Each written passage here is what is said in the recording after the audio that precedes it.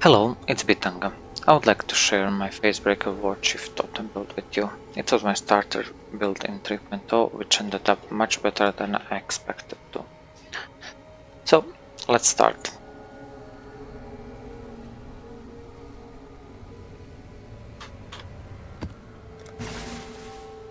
This build can do almost any map mods. Some of them can be a little bit annoying, but nothing too hard. Only thing I would avoid would be physical reflect, because you have to resummon your totems all the time, since they are going to one-shot themselves.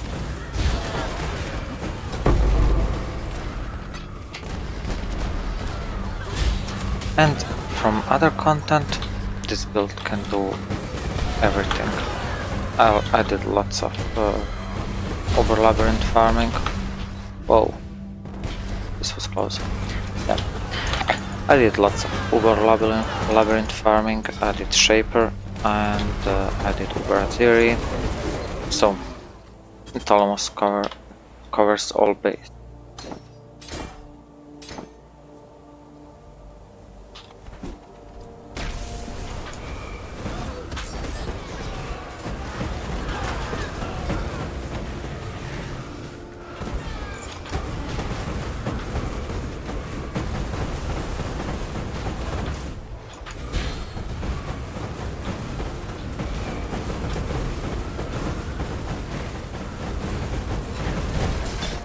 Okay,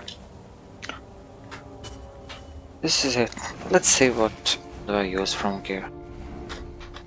So, there are few variations for this build, but I like to use Bringer of Rain, since it's free 6 link, not really free, but you don't have to buy 6 link, which is much more expensive. You can buy at like 2 weeks in league. You can buy Bringer of Rain for less than 10 chaos. My shield, I'm using Tokuhama Fortress. It's not mandatory to have this one. You can also use Great Old One. Gives you a little bit less damage than Tokuhama, and it can do a job. For gloves, Facebreakers, there is nothing more to say about it. And belt, I'm using Magnort, but if you really have problem with resist, you can maybe take some rare belt instead of it, but Magnort is just too huge DPS boost. For amulet, you're using physical damage to attacks, life, resists, rings, same thing, physical, also intelligence, because you need intelligence to cover up for your conk effect and increase the AoE. And resists, of course. And on other ring, I have dexterity, which also you need to cover up your requirements, and resist and life. Boots, there is not many enchants you can use for your boots, so I just go with 2-tone boots and a lot of resist, and of course life.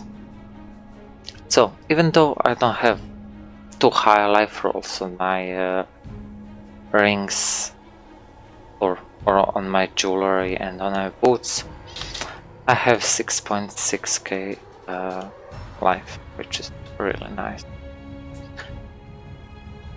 For jewels, I'm using 5 jewels with 2 attack mods, like attack speed, DPS, and damage, and life. For links, helmet, Warchief, Ruthless, Brutality, Conk effect or increased AoE, shield, immortal call, cast and damage taken, and keeping these on level 1. I don't know, you can maybe level them to 3, level 3 cast and damage taken, and level 9 I think it's immortal call, and increase duration. For my shield charge, I'm using shield charge, fortify, culling strike, and faster attacks. So, culling strike will give you even more of attack speed when you roll it back to 20 quality. So it's really good. And in boots I use Railing Cry and Enduring Cry. So you can choose what do you need on map based on what map are you playing. Railing Cry will give you more DPS, and Enduring Cry will give you more survivability. Flame Dash so you can jump from a cliff, and Val Lightning Trap. And really good with this build is that you can level lots of gems, well, since your chest piece is deactivated, and you can just take any weapon that you don't meet requirements, so it will also be deactivated. For my flasks, I'm using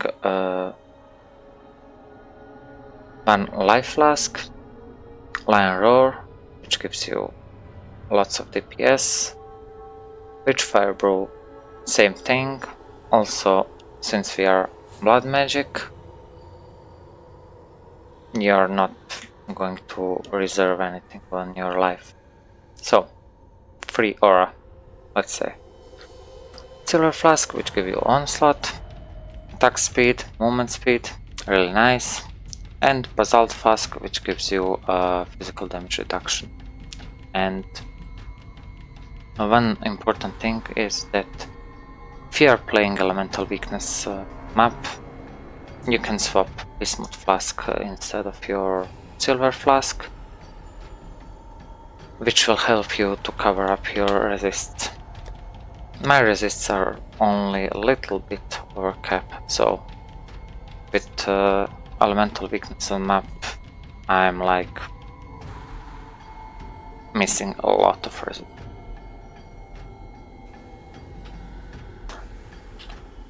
Okay, and for the passive tree, also for my jewels, I made a search form on PoE trade. I will post a link in description. For passive tree, it's almost like every generic totem build. There is not many things you can change here. So you're picking up Resolve Technique first. If you already have Phase Breakers and everything, you can go straight to Ancestral Bond, pick up your totem nodes, life, attack speed, resist. You can pick up this jewel a little bit later, that would be level 92, because you can remove this point over here. And yeah, blood magic. You can take blood magic around level 45, 50, something like that, when you will have enough of your life pool to actually sustain casting totems all the time. Little thing over here, you can choose, are you going to take strength node or dexterity node? I took dexterity node because I would be short a little bit dexterity to use faster casting Culling Strike.